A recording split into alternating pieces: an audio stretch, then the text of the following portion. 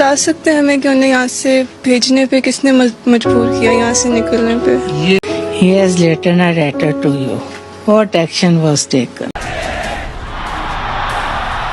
آزادی کی جنگ میں اپنی لیڈر عمران خان کے ساتھ کھڑے رہو گے، ڈٹ کے کھڑے رہو گے۔ میں پاکستان کا شہری، پاکستان کا مالک ہوں۔ یہ زمین، یہ لوگ میرے ہیں، اس کے حکمراں میرے مقرر کردہ اور مجھے جواب دہ ہیں۔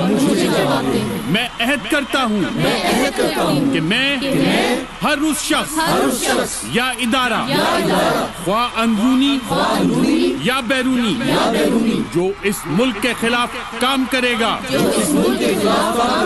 یا اس کے قانون کو توڑے گا، اس کے خلاف بلا برادری، زبان اور مذہب کی تمیز کے اپنی پوری قوت استعمال کروں گا، کیونکہ میں پاکستان کا شہری، اس کا مالک، اس کی بقا کا حتمی ضامن ہوں۔ پاکستان زندہ باد، پاکستان پائندہ باد۔ پاکستان کا مطلب کیا؟ تیرا میرا رشتہ کیا؟ لا الہ الا اللہ۔ السلام علیکم ناظرین، آپ لوگ دیکھ رہے ہیں پولیٹکس فار پاکستان۔ آج ہم بات کریں گے ارشد شریف صاحب کے مرڈر اور اس کے پیچھے محرکات پہ اور ان مضمرات پہ جن پہ پاکستانی مین سٹریم میڈیا کی جانب سے وہ سوالات جو ابھی تک نہیں اٹھائے گئے، ان سوالات کا جائزہ لیں گے اور کچھ ایسے حقائق آپ کے سامنے رکھیں گے جو آج سے پہلے آپ کو مین سٹریم میڈیا اور کسی بھی نیوز چینل کی جانب سے نہیں دکھائے گئے۔ پہلے آپ کو ایک چھوٹا سا پیکج دکھاتے ہیں، آپ لوگ اس میں کچھ باریک بینیوں کا، کچھ چیزوں کا جائزہ لیجیے۔ یہ سوال موجود ہے، کسی اور ملک میں ارشد شریف کو ٹارگٹ بنانے کے لیے پاکستان سے کسی نے کسی کو ہائر کیا ہے۔ یہ بہت خطرناک بات ہے۔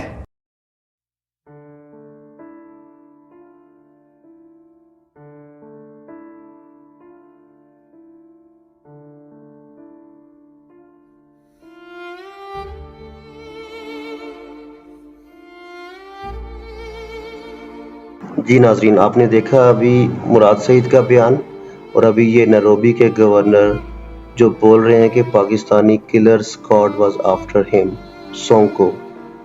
یہ بات آپ نے اپنے ذہن میں رکھنی ہے۔ اب آگے چلتے ہیں اور مزید ڈاٹس کو کنیکٹ کرتے ہیں۔ جی، اب آپ نے یہ بات ذہن میں رکھنی ہے کہ نیروبی کے گورنر کا سٹیٹمنٹ کہ کیسے اس کو ٹارگٹ کلنگ نیروبی میں ٹارگٹ کلنگ کی گئی، اور مراد سعید کا بیان۔ اب سوال یہ پیدا ہوتا ہے کہ کون اتنا انفلوئنشل ہے اور کس کے اتنے کانٹیکٹس ہیں کینیا میں جو ارشد شریف کو وہاں پہ کینین ڈیتھ اسکواڈ کے حوالے کر سکے اور دیار غیر میں بے بسی اور لاچاری کی حالت میں اتنا بہیمانہ اور اتنا وحشیانہ قتل کر سکے۔ تو آپ کے سامنے شریف فیملی کا کینین کنیکشن اور کینین بزنس انفلوئنس لاتے ہیں حقائق اور پروف کے ساتھ۔ حدیبیہ انجینئرنگ پرائیویٹ کمپنی جس کے ڈائریکٹرز میں میاں حسین نواز، میاں شہباز، میاں محمد شریف، میاں عباس شریف، میاں نواز شریف، یہ سب لوگ شامل ہیں۔ 20 ملین ڈالرز کے ساتھ ان لوگوں نے یہ پروجیکٹ شروع کیا۔ تو ناظرین، آپ لوگوں نے دیکھا کہ 20 ملین ڈالرز کے ساتھ شریف فیملی کا شوگر مل چیپٹر کینیا میں سٹارٹ ہوتا ہے۔ اب اس شوگر مل میں حسین نواز شریف کو ورکرز کی جانب سے مارا پیٹا گیا، جس کی کلپنگ اور فوٹیج آپ کو دکھا رہے ہیں ہم لوگ۔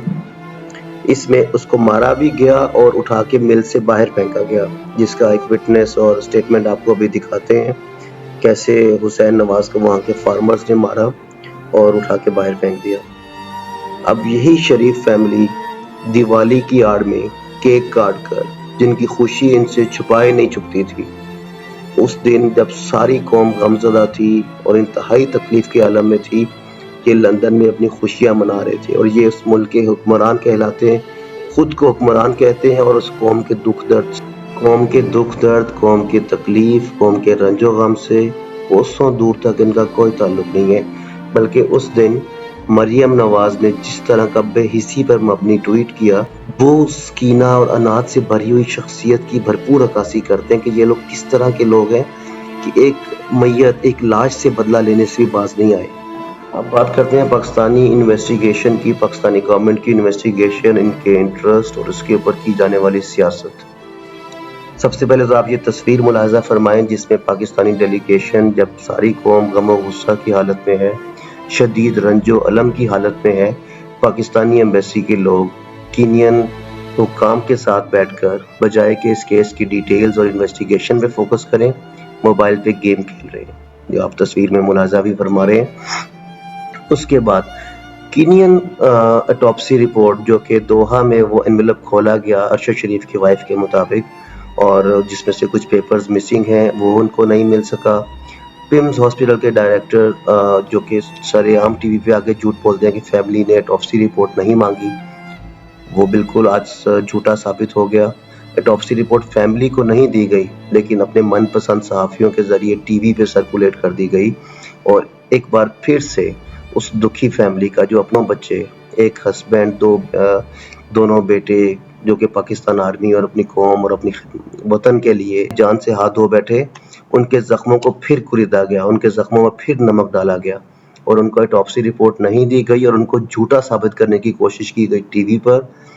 اور اس کے بعد آج پھر جب وہ فیملی اٹاپسی رپورٹ مانگنے گئی تو پیمز ہاسپٹل نے پھر سے انکار کر دیا کہ جاؤ عدالت جاؤ، اگر وہ تمہاری بات سنتے ہیں تو رپورٹ لے لو۔ تھرڈ کویسچن، اگر کینین گورنمنٹ بول رہی ہے کہ وہاں پر ان پہ کوئی تشدد اور ظلم کے نشانات نہیں تھے، تو یہ ظلم اور یہ جو فریکچرز اور سارے زخموں کے نشانات جو کامران شاہد نے اپنے شو میں بولے ہیں، وہ نشانات کہاں سے آگے؟ کیا ہم یہ سمجھیں کہ اس حد تک ہم ایز اے سوسائٹی یا اپنے بدلے اور انتقام کی آگ میں گر چکے ہیں کہ بعد میں اس میت کے ساتھ بھی تشدد اور ظلم کیا گیا، میت کے ساتھ بدلہ لیا گیا؟ کیا پاکستان میں اس کے ساتھ یہ ظلم کیا گیا بعد میں؟ کیونکہ کینین حکام کی اٹاپسی رپورٹ اور پاکستانی حکام کی اٹاپسی رپورٹ میں بہت سارا فرق ہے، دونوں سائڈ پہ کوئی تو جھوٹ بول رہا ہے۔ اور سیریسنس کا عالم یہ ہے کہ آپ نے دیکھ لیا کس طرح سے پاکستانی گورنمنٹ کے حکام ان کے ساتھ بیٹھ کے موبائل پہ گیمز کھیل رہے ہیں رادر دین آسکنگ کویسچنز، جو کہ پاکستانی قوم جو یہاں پہ شدید تکلیف اور غصے کی حالت میں تھی، ان کو کچھ سوالات کا جواب مل سکے، کچھ غصہ، کچھ تیش، کچھ حالات نارمل کر سکیں، اور اس کے بدلے یہ پاکستانی گورنمنٹ وہاں پہ موبائل پہ گیمز کھیل رہی ہے بجائے انویسٹیگیشن کرنے کے۔ ارشد شریف مرحوم نے قوم کو رجیم چینج کے بعد اس جملے سے آگاہ کیا، وہ کون تھا؟ آج وہی سوال میں آپ کے لیے بھی چھوڑے جا رہا ہوں، کچھ حقائق اور کچھ شواہد آپ کے سامنے رکھ کر کہ آخر وہ کون تھا۔